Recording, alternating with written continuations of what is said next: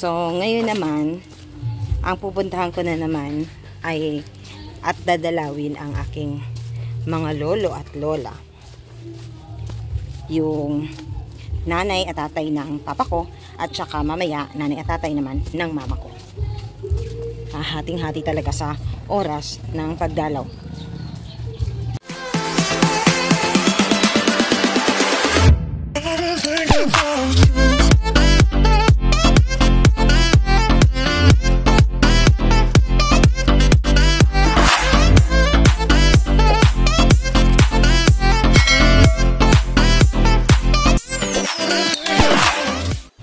Nakasombrero ako kasi medyo mainit ngayon.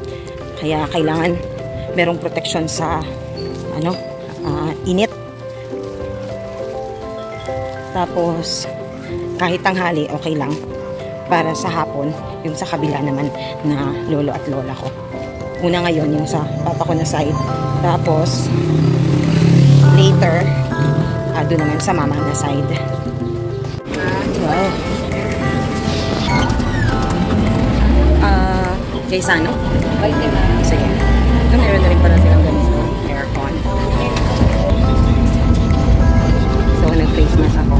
Para safe pa rin tayo. And then, at least meron ng aircon na bus. Ayun. Dito. Papunta na ako sa city proper. Yung malapit sa sementeryo ng Sudan. Ayan, nakababa na ako ng aircon na bus. And then, dyan kami magkikita ng pamangkin ko. Dahil sa likod ng mall na yan, nandoon yung public cemetery ng Iligan City. Merong public cemetery yan. So, lakad ako ng konti para dyan kami magkita.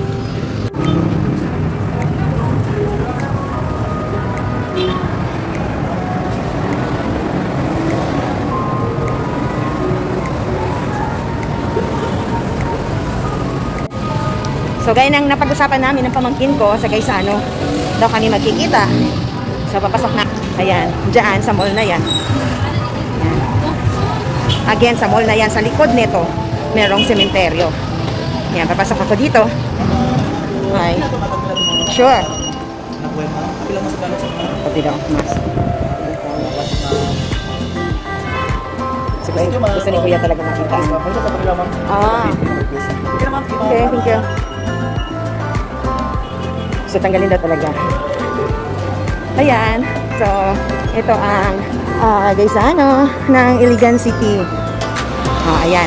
So, bababa ako. Dahil yun ang aming meeting place.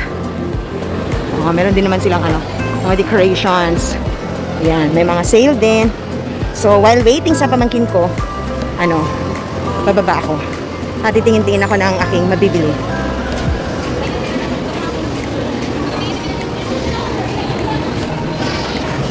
Dalapasyal. So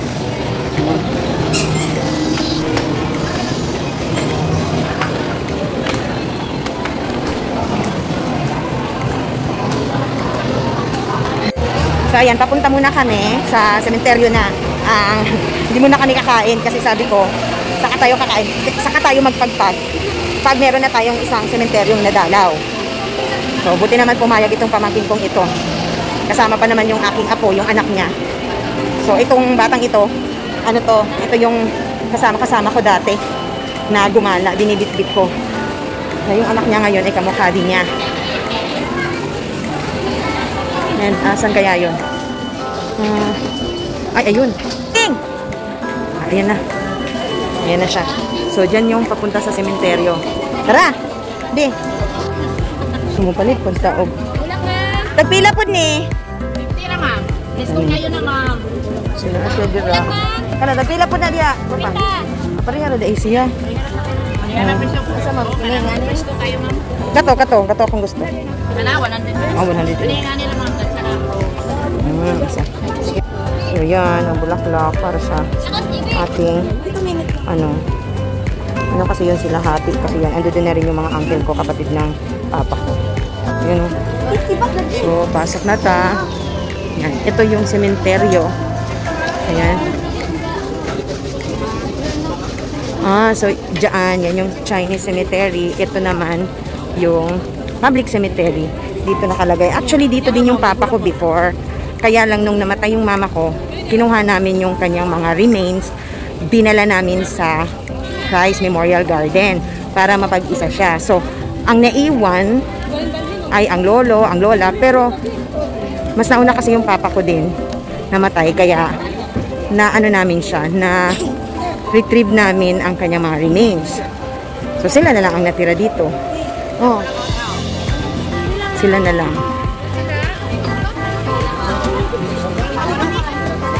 Papasok na tayo dito. Buti nga hindi ganun kagulo. Kasi the last time, nung pandemic, dumalaw kami dahil medyo stricto. Yung mga medyo maluwag na I think last year, hindi pinapasok yung mga senior citizen. Ngayon, buti, pinapasok na. Ayan.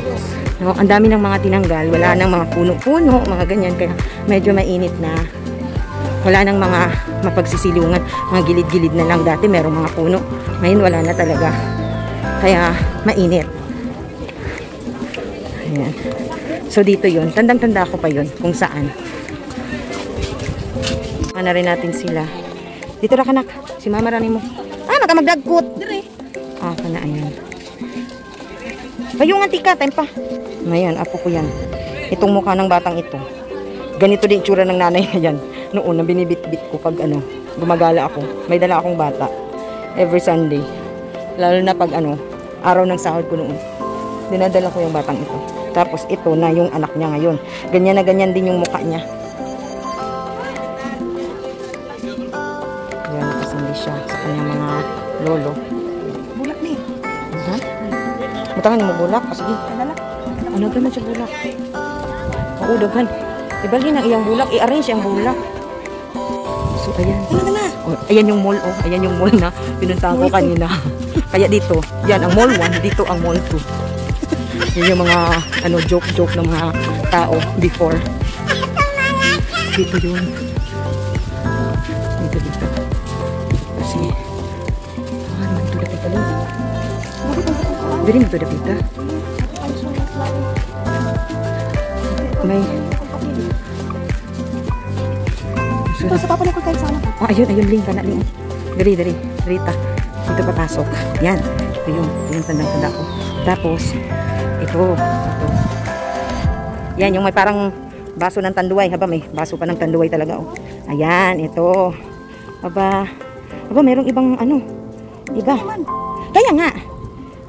Oo, ito. So, yan, yung aking, ano.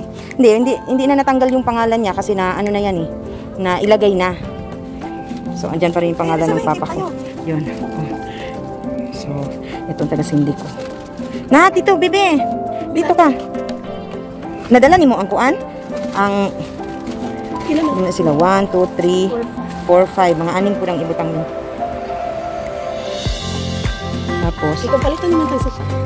Tapos, mga kapatid niya, dalawa. Hindi na natanggal yung pangalan niya dito. Kasi, nailagay na ito. Noon.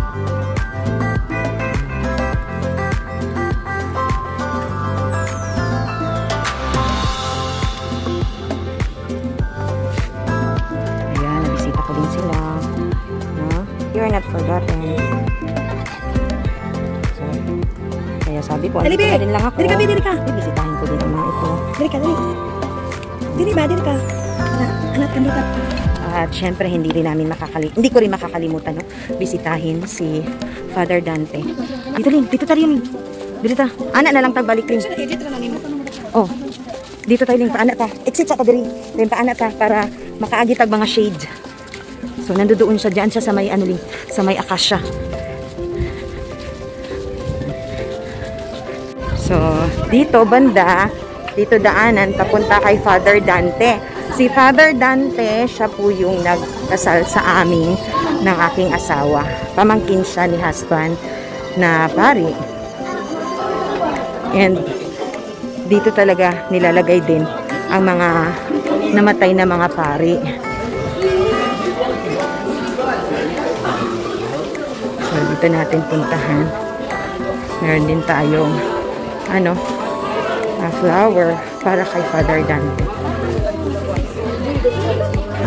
At hindi ko makakalimutan dahil meron ang pwesto nila. Hindi ko makakalimutan dahil meron siyang acacia tree. Sa acacia tree, yun yung palatandaan na yun yung kanyang libingan. Meron din pala dito sa mga sa mga urn. So, ito yun. Ito yung kay Father Dante. Ayan. So, binuksan. Dati kasi, hindi siya nakabukas. So, here.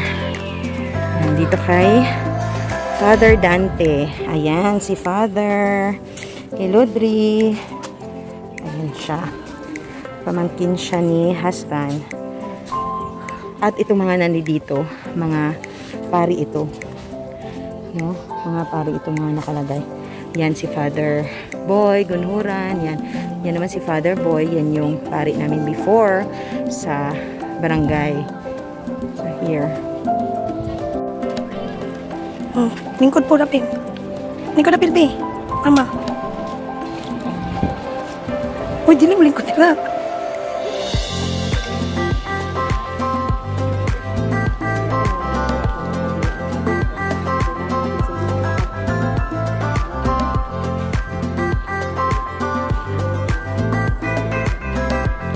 Si Father Leif na, may?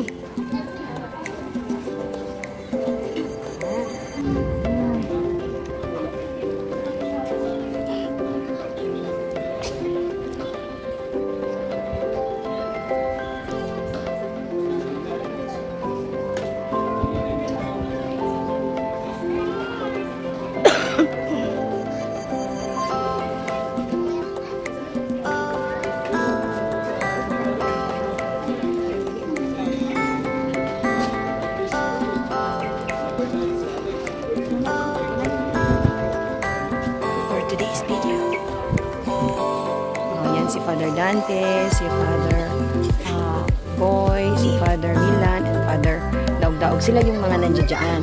Silang apat, sila yung mga nandiyan. Ito, I'm not sure kung saan sila inilagay. No, yan yung mga nawala na at sumalangit na ang mga niluluwasan na. So, yan. So, kami, ang gagawin muna namin pagkatapos nito ay magpapagpag before kami mag-proceed sa ibang sementeryo na naman. Ang next namin, dito tabi. Ang pupuntahan na namin ay ang Dalipuga Public Cemetery. Nandoon naman ang lolo at lola ko sa mother na side. So for now, dahil may bitbit kaming bata dito na, saan ka kakain? Saan mo gusto kumain? Saan? Asa ka mo kaon gusto? Sa? Sa Jollibee daw. Sige. So, dito ta mag-exit. Dito ta kay kuan. So, sa Jollibee daw siya panghingi. Hingi siya na kainin ko daw siya sa Jollibee. Ang munting hiling ng bata ay aking ibibigay. Dahil, yan, ulit-ulit ko sinasabi, yung batang yan, kamukhang-kamukha ng nanay niya na pamangkin ko. Apo ko na to bali. Kaya, pabalik na tayo sa Mall 1. Dito daw ay, lagi nilang binibiro, Mall 2 daw ito dito. So, yan yung mall. Sa likod ng mall na yan, ito na nga yung cemetery. At ito ang pagbisita ko sa aking mahal sa buhay na nasa Public Cemetery ng Iligan City. Ang Iligan City Public Cemetery ay matatagpuan sa Barangay Villaverde na nasa likod ng Gaisano Mall. Thank you for watching, everyone!